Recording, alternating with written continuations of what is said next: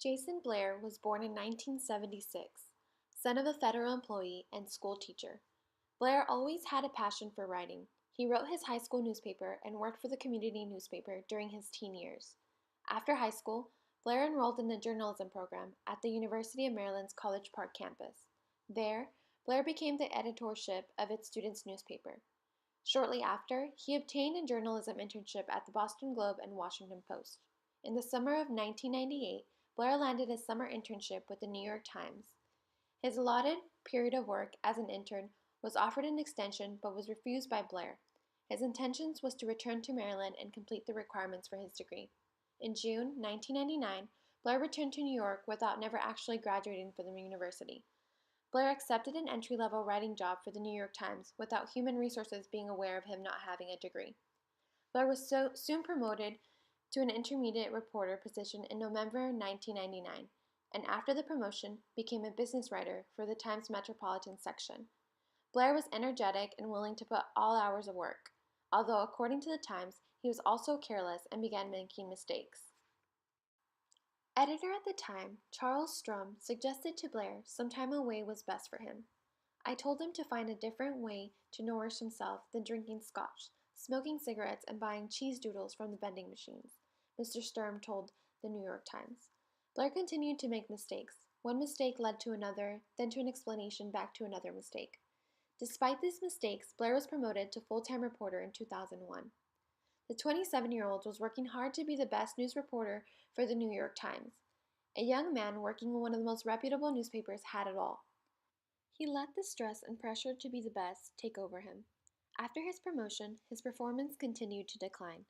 The errors continued to appear. Although he was still writing for the New York Times, he took on smaller projects for a period of time. The editor's intentions were to help him work on his accuracy and not productivity. He was doing well until he was assigned the Washington, D.C. sniper shootings. He was sent to cover the story. He was so successful with his reporting that he landed various front-page articles about the incident. But in reality, the story was a fabrication. He was never at the scene, and he did not speak with the witnesses he said he did. Blair reported that Muhammad, one of the snipers, was explaining the roots of his anger when the interrogation was interrupted.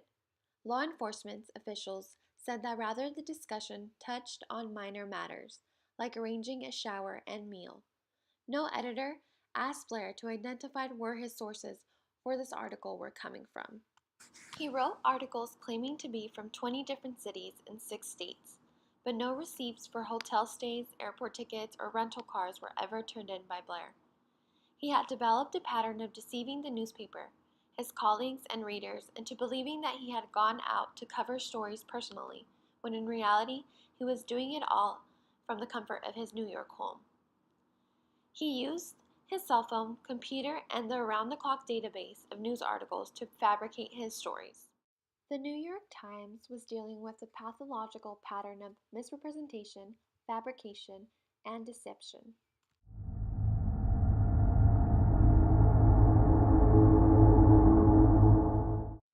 On April 29th, Jayson Blair was summoned to a newsroom by the San Antonio Express-News to answer accusations of plagiarism.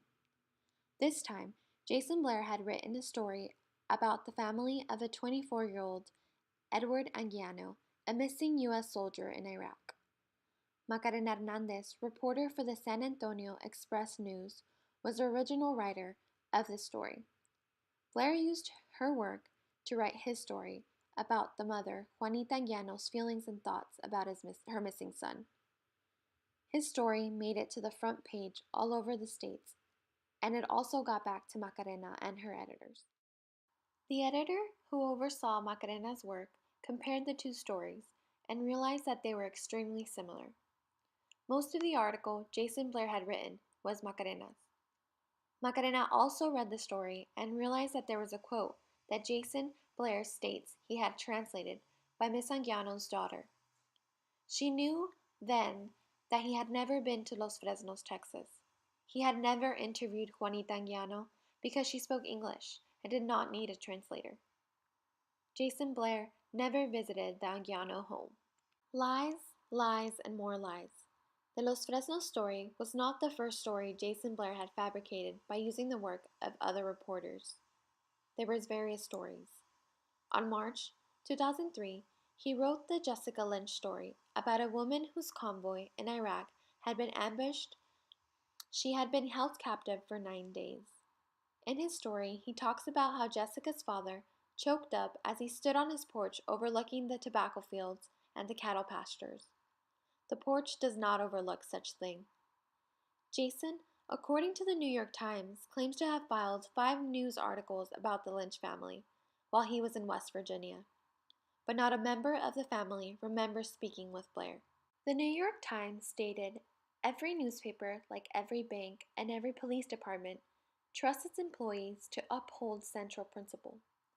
Jayson Blair's work went unquestioned and unsupervised for long. He was just one of 375 reporters at the New York Times. His tenure was brief, but the damage he has done will not be so easily forgotten.